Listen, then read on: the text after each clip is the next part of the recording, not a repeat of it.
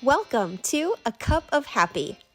I'm your host, life coach, mom, and friend, Nicole James. I'm so glad you've joined me to talk about life and the journey from our past to our future as we navigate the present in order to create our very best life. So grab your favorite drink, get comfy, and let's chat over a cup of happy.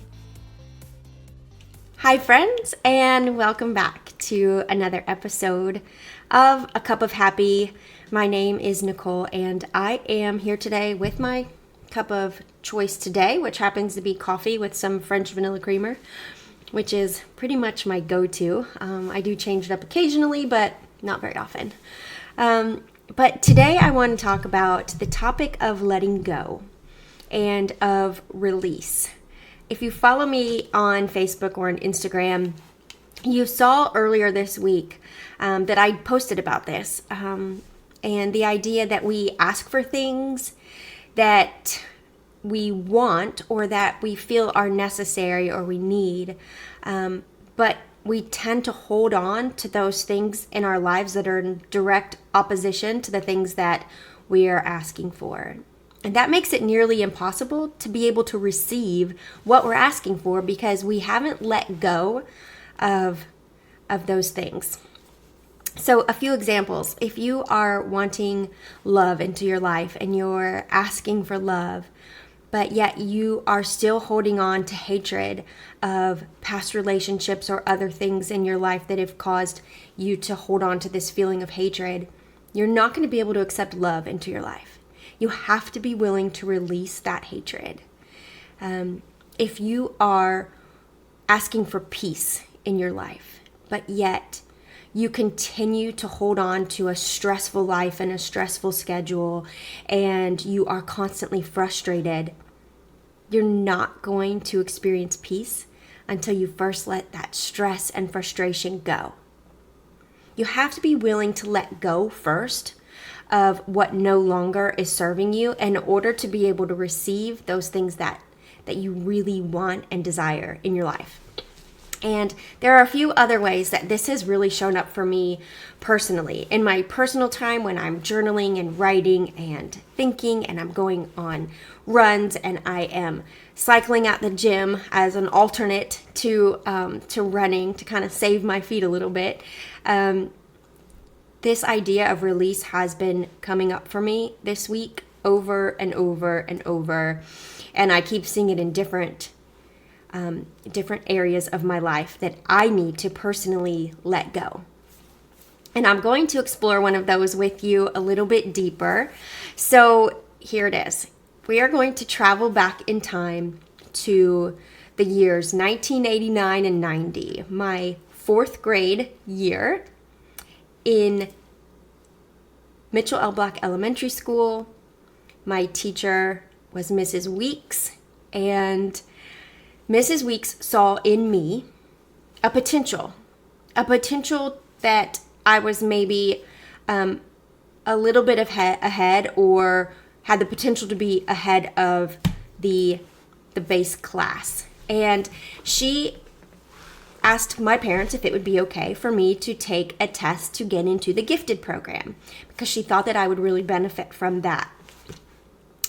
And so they said yes, and I took this test to be evaluated to be put into the gifted program. And I didn't make it. So apparently, and I never saw the test results myself that I can recall, but apparently I missed it by 1 point. And so I was not entered into the gifted program. And fast forward to the same school system, my 6th grade year. So for 6th, 7th, and 8th grade, my core group of friends that I did things with at school, outside of school, every single one of my close friends in my group were in the gifted program. And once you were in middle school, it wasn't like a once a week trip to the gifted class so that you could do something exciting. No, they were in a class that was separate from all the rest of us for all of the core classes. So I was not in class with any of my core friends except for one class, and that was band. And do you know, the only class that I excelled in throughout middle school was band. That's where my confidence was. My confidence was I was equal with my peers in that environment. And when it came to all of the other core classes, I chose to believe that I wasn't smart enough. I wasn't good enough. I was not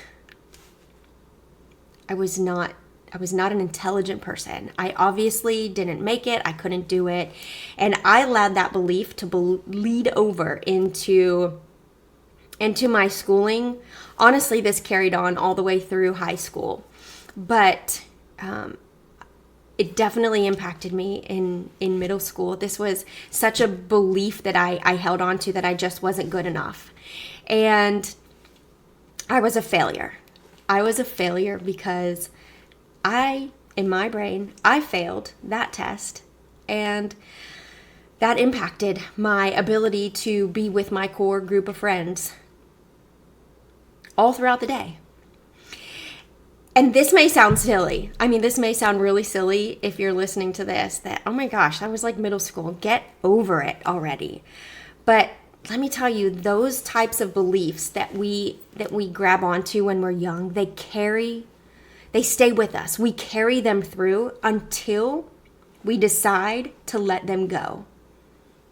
And I have realized for myself over the last few weeks that even though I had noticed this in the past few months or in the past year, I had noticed that this was a belief that I had carried with me through middle school. I haven't let it go. I have not been able to release it yet. I don't know why. And it's something that's come up for me as I am pursuing these new ventures, as I am going through this certification process, because I know my life's calling is to help other people. And what's crazy is I know that I can. There's so much evidence in my friendships, in people that I talk to randomly on a day-to-day basis that will tell me, man, I never thought of it like that. Thank you so much for sharing that with me. When it comes to mindset, or when it comes to viewing their situation in a different way, offering hope, these are things that I know that I can do, and I'm called to do them. But when it comes to viewing myself as successful in this new career avenue that I have taken, I have not been able to grasp on to the concept that I can be successful because I've been holding on to the belief that I'm a failure. This is getting real. I'm getting really real with you guys. But this is something that I'm working through. And I want you to know that we all have these things. And yours may be something completely different. Yours may be, I could never be a successful partner because maybe you made mistakes in past relationships and you're holding on to that belief that you're a failure in relationships. So you'll never have a successful partnership. Let me tell you, it's okay. Give yourself some grace. Forgive yourself for believing that you're a failure, because you're not. Just because you have failed does not make you a failure. We don't have to hold on to that identity. And let me tell you, I am speaking this to myself as much as I am to everybody else right now, because like I said, I am currently working through this in present time. So let's work on that. Let's see what it is that comes up for us that we need to release. I know for me, that's one thing. There are other things. There are ideals around money and around the idea of peace versus drama in life that come up. And if we're asking for peace, we have to let go of the drama. If we're asking for wealth, then we have to be willing to let go of the poverty mindset. If we're asking for success, we have to be willing to let go of the identity of being a failure. We have to believe it.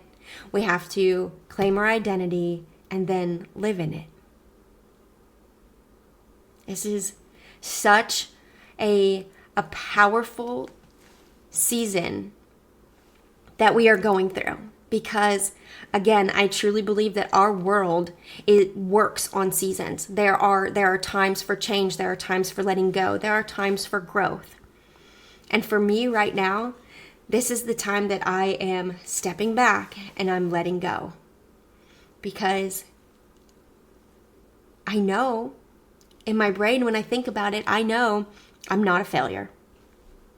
I failed. I have failed at multiple things in my life.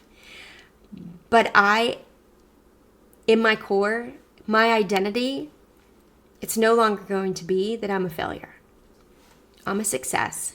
I'm taking steps, and I am moving forward towards the person and the identity that I want to be, that I am made to be. And that is such a relieving feeling. There's still so much work for me to do, but knowing that I am doing the work it's like a breath of fresh air. Especially if you think about how good it feels when the weather first turns fall and you go outside and you can take in a deep breath and you don't feel like you're suffocating on the heat. It just is so refreshing. Take a few minutes today. Step outside wherever you are. Look at the leaves that are falling off the trees and think about what areas of your life you need to let go of something because something better is on its way to you. I love you, my friend, and I hope that this has been helpful. Have a wonderful week.